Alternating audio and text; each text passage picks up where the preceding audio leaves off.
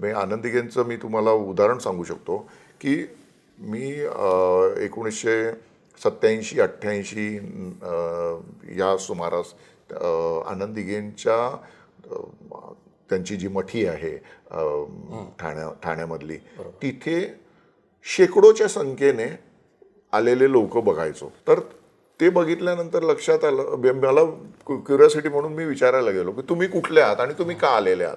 तर ते बहुसंख्य लोक ना नाशिक जिल्ह्यातले होते. आणि मी म्हटलं तुम्ही कशासाठी आलात. तर नोकरीसाठी. तर मला प्रश्न पडला की आनंद दिघे तर ठाणे जिल्हा प्रमुख आहेत आणि नाशिकमधले लोक इथे यांच्याकडे नोकरी मागण्यासाठी का आल्यात. तर मग मला लक्षात आलं की नाशिक जिल्ह्यातल्या असंख्य तरुणांना आनंद दिघेंच्या पत्रांवर नोकऱ्या मिळालेल्या होत्या नाशिकमध्ये.